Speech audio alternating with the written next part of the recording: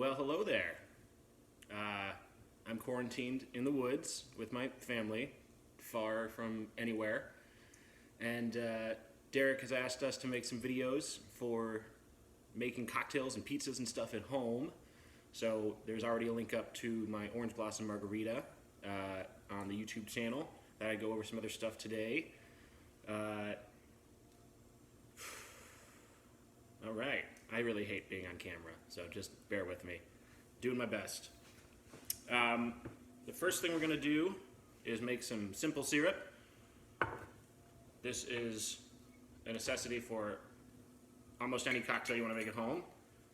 If you're going to be making gimlets or daiquiris, or what I'm going to be making today, the traditional old-fashioned. So the first step is to measure out your sugar and your water separately in equal parts to make a regular simple syrup. So I'm going to do a quarter cup of each, or 2 ounces of each, sugar and hot water. And if your water's hot, you don't need to make it on the stove, but you can. If you'd like to grab a saucepan and heat up the water that way and then mix the sugar in. The important thing is to measure them separately and not together, because it's not going to end up being a full half cup because of all the space in between the sugar and how it dilutes.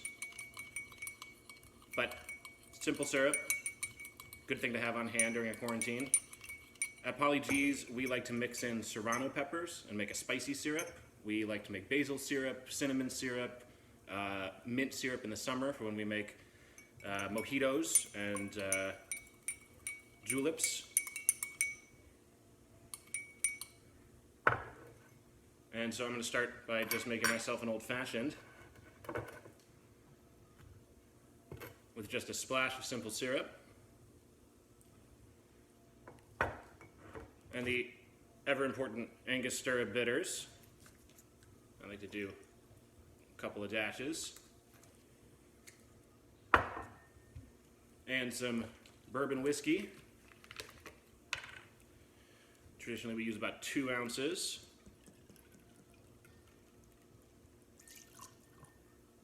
And you're supposed to have on hand some oranges, but we are stuck in the house and don't have any. So I'm going to add just a tiny splash, a little half cap full of triple sec, which will get the orange flavors. And I do have a lemon, which will work fine in place of an orange peel. And you're going to want to express it over the drink. We like to run it around the edge a little bit. Toss some ice in there. Mix it up.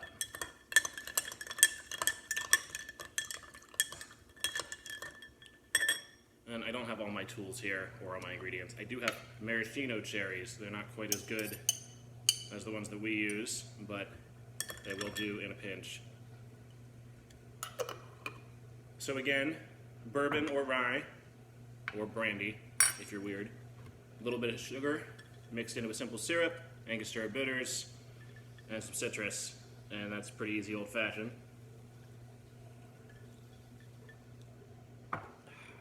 By popular demand, I'm also going to make the Paulie G's homemade cinnamon whiskey, our take on Fireball.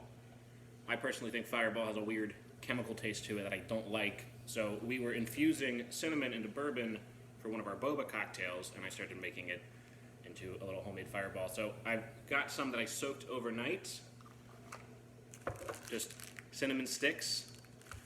Let it sit in bourbon overnight, and I've got a little strainer on here.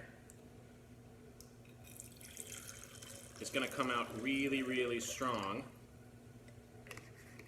So then I'm going to dilute it with a little more bourbon.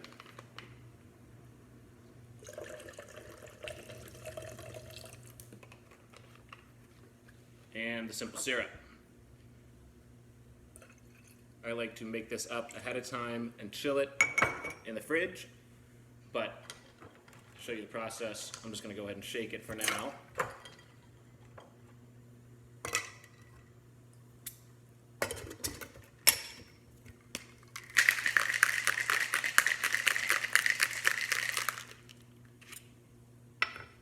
And that is how you make the Paulie G's cinnamon bourbon whiskey.